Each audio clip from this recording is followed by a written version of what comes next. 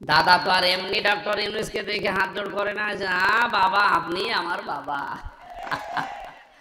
ওরা গরুকে তাই মা বলে ডাকে, আর ইউনূসকে তো বাবা বলে ডাকবে, কারণ ইউনূস যে খেলা দেখিয়েছে। সত্যিই যদি এখন চীন এবং তুরস্ক, পাকিস্তান এই কেন্দ্রিক, সৌদি আরব, ইন্ডিয়া, রাশিয়া এই কেন্দ্রিক বাদ দিয়ে যদি এই কেন্দ্রিক দেশে ব্যবসা বাণিজ্য আরম্ভ হয় না, আমার মনে হয় দাদা স্টক করে পটল তুলবে। যে উদ্যোগগুলো হাতে নিয়েছে একটু দৃশ্যমান হোক, দেশের প্লট পাল্টিয়ে যাবে ইনশাআল্লাহ। আর এর সাথে যদি সামনে কোরআনে কারীম যুক্ত হয়, সোনায় সোহাগা হয়ে যাবে।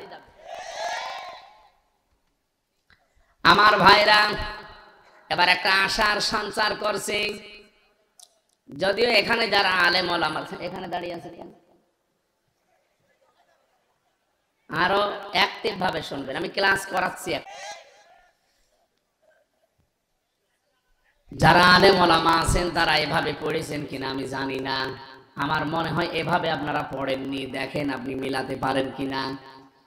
রব্বুল আলামিন সূরা আলাম নাশরাহ লাকা সাদরাক যে সূরাটা আছে এর 5 এবং 6 নাম্বার আয়াতে জানিয়েছেন, ফাইন্না মা'আল উসরি ইসরা, ইন্না মা'আল উসরি ইসরা।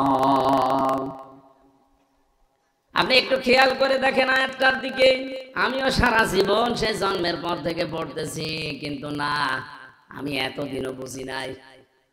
একটু চিন্তা ভাবনা দিলাম এর ভেতরে, দেখি কি বের করা যায়। দেখি উসরুন এ শব্দের আগে আল্লাহ আলিফ লাম দিয়েছেন, এর আগে মা দিয়েছেন, এর আগে ইন্না দিয়েছেন, এর আগে ফা দিয়েছেন। চিন্তা করেছিলাম উসরুন ইসরুন এতটুকু বললে আমরা বুঝে ফেলতাম। এতগুলো শব্দ আল্লাহ আগে লাগালেন, সব চাইতে গুরুত্বপূর্ণ এই মাটা। মার আগে যদি কোনো শব্দের প্রথমে আলিফ লাম ব্যবহার করা হয়, আলিফ লাম যেহেতু 4 প্রকার, এখানে আল্লাহ যে প্রকার দিয়েছেন তার নাম মারেফা, নির্দিষ্টকরণ। আল্লাহ কষ্টের আগে আলিফ লাম দিয়ে নির্দিষ্ট করে জানাতে চেয়েছেন পৃথিবীর মানুষেরা, দুনিয়ায় যদি কেউ একটা কষ্ট সহ্য করো, কষ্টের সাথে সাথে আমি আল্লাহ কমপক্ষে 10 থেকে 70 থেকে 700 গুণ পর্যন্ত সওয়াব, কল্যাণ, সুখ, শান্তি মিলিয়ে দিয়ে